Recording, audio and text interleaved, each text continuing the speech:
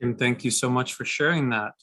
Why don't we go ahead and let anybody who has questions for Kim go ahead and either say them out loud or pop them into the chat.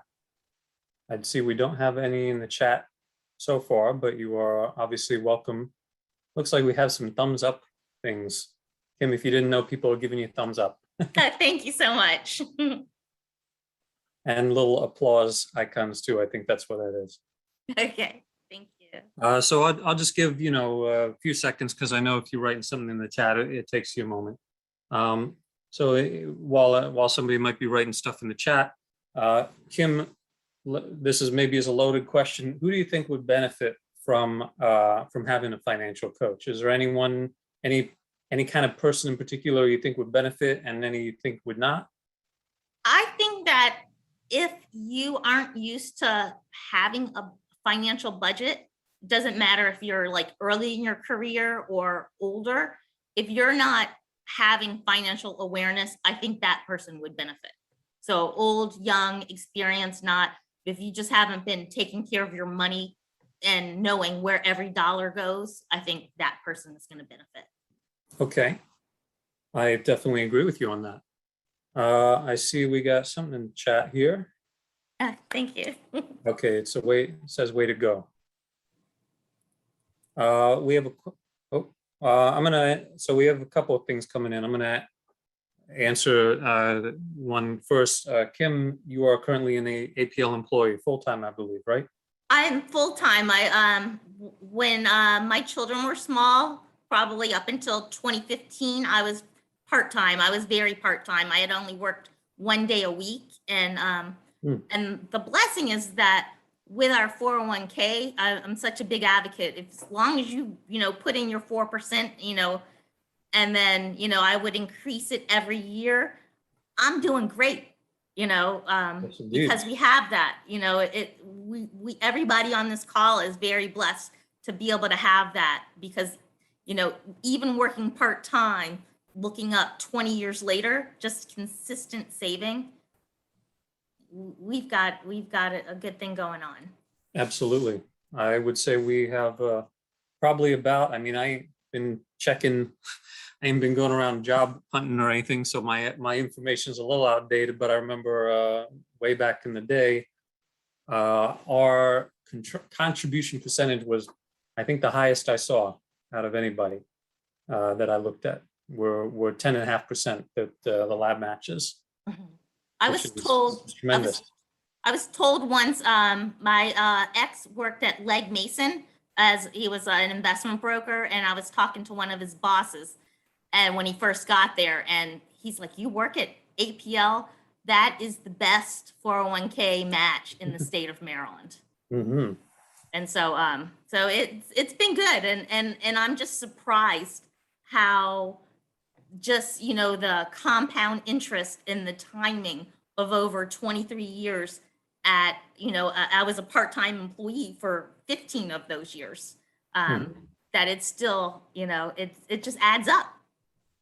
People are always stunned if they walk away and set it and forget it and then come back 20 years later or whatever at the compounding effects. They are usually, especially with the past 12 years where the market's been going real good, it blows their mind and they say, holy cow, I didn't think that was possible. And they say that in advance too. They say, no, that's not possible. If you show them what'll happen, they say, you're making this up because it looks too good to be true. But as you've seen, it is true. It is true. You look at me, I worked part-time. I had worked probably for 5 of those first years, 8 hours a week. And then, I ramped my way up to 20 hours a week. And just since 2015, I've been working full time. And it's taken you so far in your balances. You've done tremendously with it. Yes. I have a question. They asked me, what software did you use for budget? You need a budget. I've not heard of that. I just used Excel because it was really my first time budgeting and categorizing them. So that's the tool I need, but I'll check that out. You need a budget. And what percentage of am I having when am I going to have when I retire? I'm looking at about 80%. I don't spend a lot of money. Like I don't have expensive tastes. I like to be outside and I like to camp. And when I travel, I pretty much stay with people. And I'm thinking that when I don't have to contribute to my retirement. So like the weird thing is like we make so much money, we contribute so much money. So like when you're retired, you're no longer contributing. So we could have a little bit less. I don't think I need to have 100% of my income. And yes, I did find tracking my grocery spending tedious. I really felt it was very tedious. And the first time he had me do it, I didn't do it enough, so I had to go back and do it again. But I do feel that it was worthwhile. Well, let me follow up on that, just to make sure we don't give any wrong impression. It's not something that you do on a regular, ongoing basis. It's something that you did as a snapshot. You went and you got a snapshot of your spending and you shared it with me, as opposed to every single week tracking it forever and ever. Correct. Yeah, we got, so what he did was I shared all of my receipts and, you know, like apples, price per pound, and Spindrift sodas, you know, like 12 in a pack. And then he compared it to the Walmart prices and then another place. And then we were able to figure out where, what store was cheaper. I'm a Harris Teeter shopper. And if I was buying stuff on sale at Harris Teeter, then that was a really great deal also. But if I was just going across the street over to Whole Foods, that definitely was a whole lot more expensive when I could still get the same organic Honeycrisp apples. Yeah. So I didn't have to lower my standards. I still got to get the specific items that I love.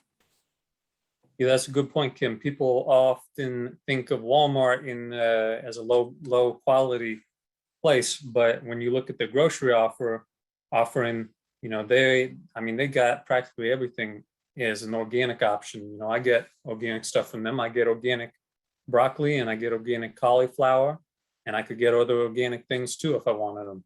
Right. So you might not realize it.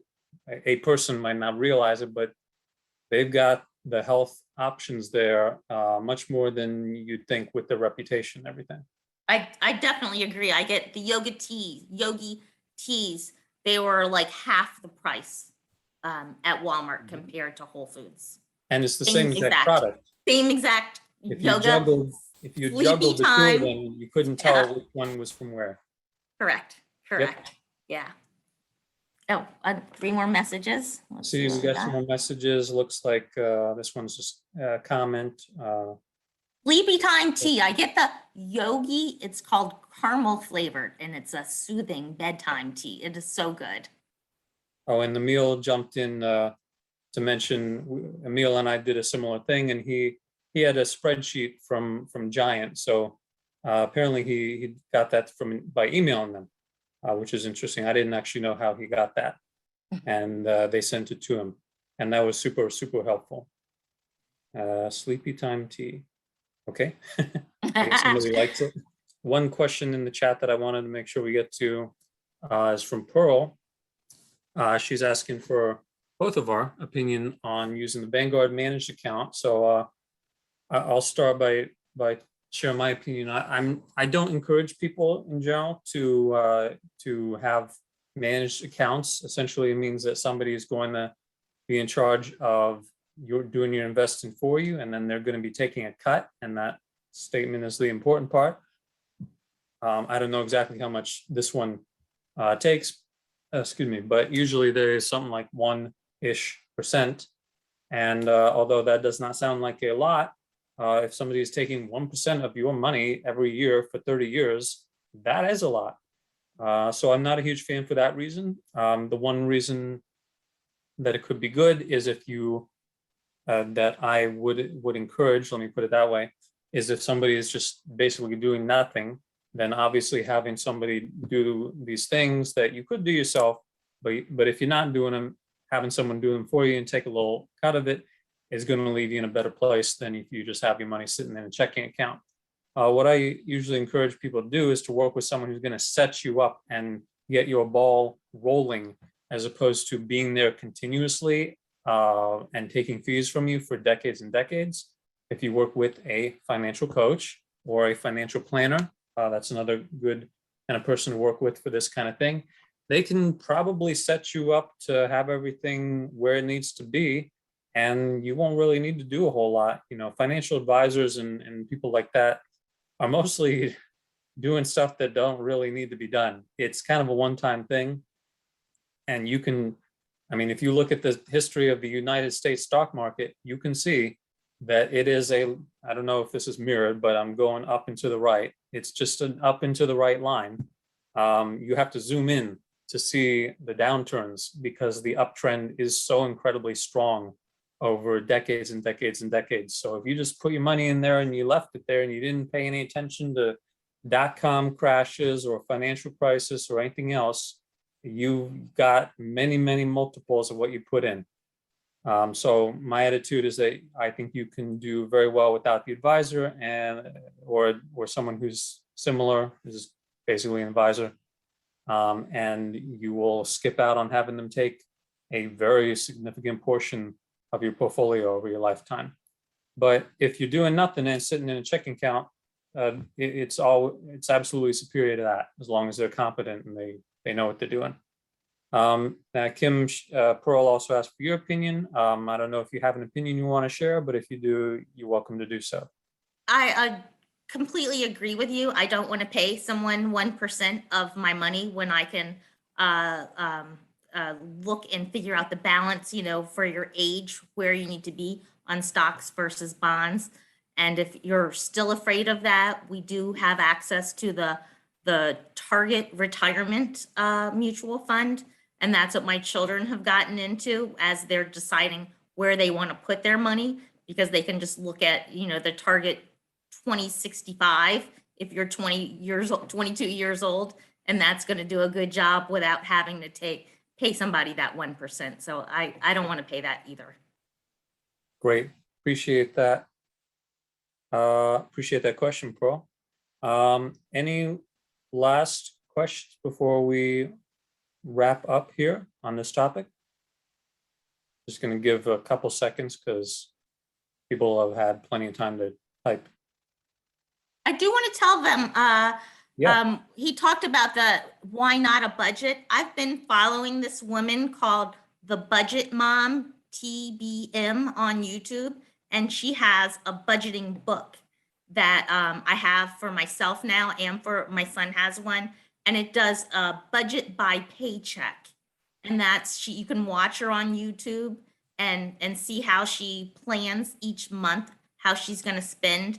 And she was a young single mom, and she ended up saving money. She paid off a whole lot of debt. She saved money. She bought her house outright. I think she's in her 30s now. And it's just fun watching how somebody else is doing their budgeting and their planning every month. And then you can see somebody doing it, as opposed to trying to recreate everything for yourself. Yes, I remember you mentioning that at one point as well during our sessions. So thank you for mentioning that here too. All right, I'm going to go ahead and wrap up unless somebody wants to jump in and yell and scream and say, no, not yet. Let's go ahead and give one more virtual thank you to Kim for sharing her experience, which was excellent to hear about, to hear her perspective